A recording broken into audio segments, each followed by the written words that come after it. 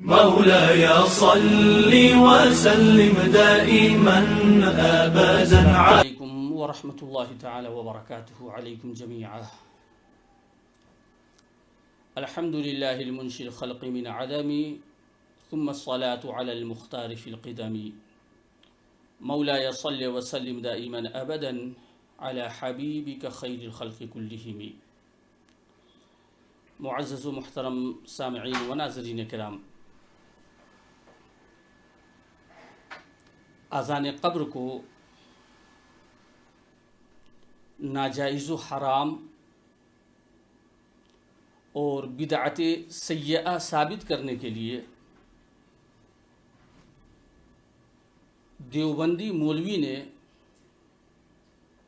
نہ جانے کتنے روپ اختیار کیے،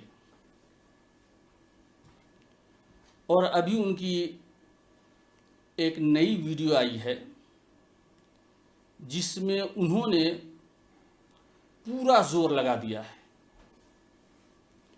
اور ایک حدیث کا حوالہ بھی پیش کیا ہے. وہ حدیث پاک کیا ہے؟ شر الامور محدثاتها وكل محدثة بدعة وكل بدعة ضلالة وكل ضلالة في النار.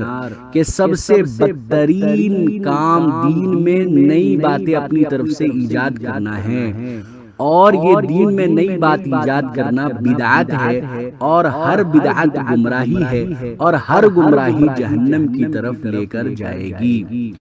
انہوں نے یہ حدیث شریف پڑھی ہے. اب میں ان سے چند سوالات کرنا چاہتا ہوں. سوال نمبر 1،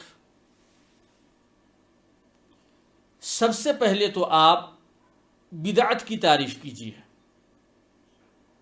کتاب کے حوالہ کے ساتھ، مع عربی عبارت، کہ بدعت کسے کہتے ہیں، آپ اس کی تعریف کیجیے. دوسرا سوال، کیا ہر بدعت گمراہی ہے؟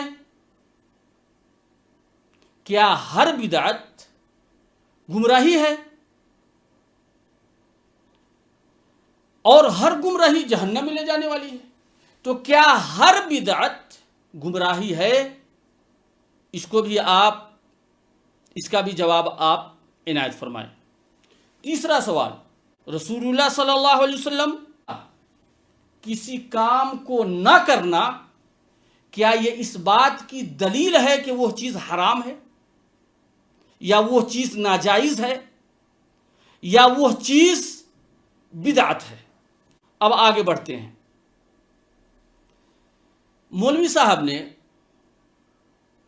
اذان قبر کو ناجائز و حرام ثابت کرتے ہوئے جذبات کی رو میں بہہ گئے،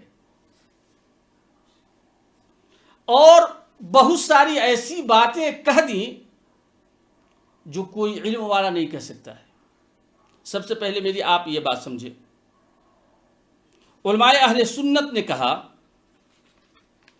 کہ قبر پر آذان دینے کے بہت سارے مقاصد میں سے ایک مقصد یہ بھی ہے جس کی طرف اشارہ امام حکیم ترمذی نے نوادر الاصول جلد نمبر 3 صفحہ نمبر 227، اور اس کی تائید امام زمانہ حضرت علامہ امام جلال الدین السیوطی علیہ الرحمۃ والرضوان نے شرح الصدور بشرح احوال الموت والقبور میں فرماتے ہیں. وہ کیا ہے؟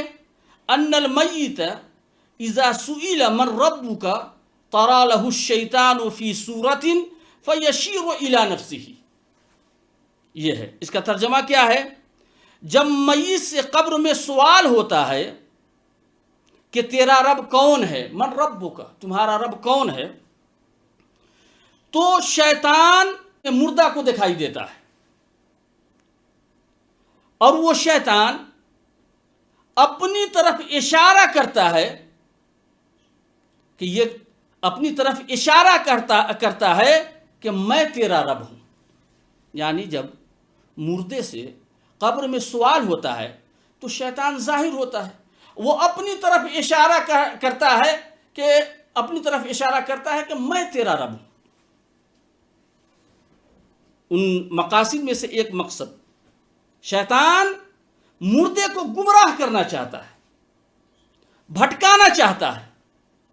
اب علماء کرام نے فرمایا کہ اذان سے تو شیطان بھاگتا ہے، اذان کہہ دینا قبر پر جائز ہے تاکہ شیطان کے شر سے میت محفوظ ہو جائے۔ مگر ابھی کچھ دنوں سے ایک بات مجھے اور بھی سمجھ میں آئی ہے۔ اللہ کے رسول صلی اللہ علیہ وسلم نے فرمایا کہ جب اذان دی جاتی ہے تو شیطان ہوا خارج کرتے ہوئے بھاگتا ہے، مگر ہمیں 2-4 روز سے یہ بھی معلوم ہو رہا ہے کہ اذان سے صرف شیطان ہی نہیں بھاگتا ہے اور اسی کو تکلیف نہیں ہوتی ہے، بلکہ کچھ ایسے انسان بھی ہیں جن کو اذان سے تکلیف ہوتی ہے۔ اور یہ بات بالکل پرفیکٹ ہے۔ اگر یقین نہ آئے تو کچھ ویڈیوز کو ملاحظہ کر لیجئے، آپ کو بات سمجھ میں آئے گی۔ تو اذان کے مقاصد میں سے ایک مقصد یہ بھی ذکر کیا ہے علماء اہل سنت نے۔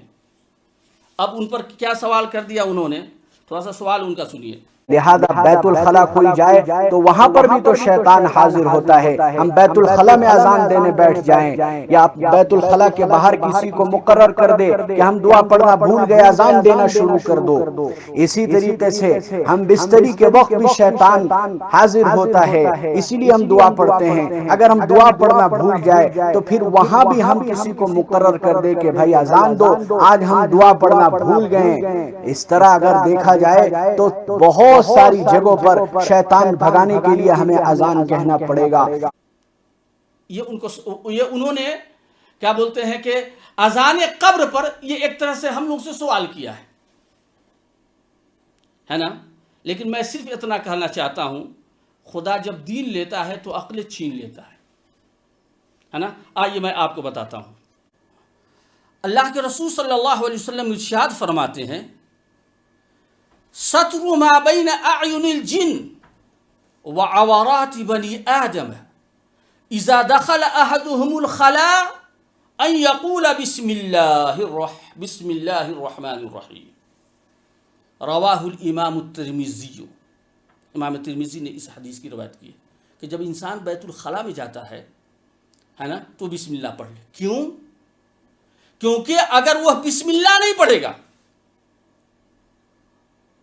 یا جو دعا معصور ہے وہ دعا اگر نہیں پڑھتا ہے تو شیطان انسان کے شرمگاہ کی طرف نظر کرتا ہے اور ہنستا ہے۔ اب دیکھیے اس بات کو اذان قبر پر کیسے دیوبندی عالم نے فٹ کر دیا؟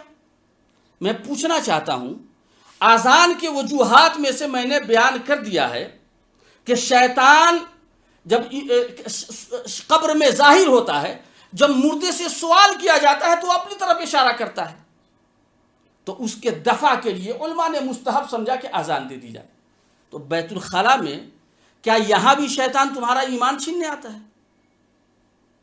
کیا بیت الخلاء میں جب تم جا کے بیٹھتے ہو تو شیطان تمہارا ایمان چھیننے آتا ہے یا وہ چیز جس کو تم چھپا رہے ہو اس کو دیکھنے کے لیے آتا ہے؟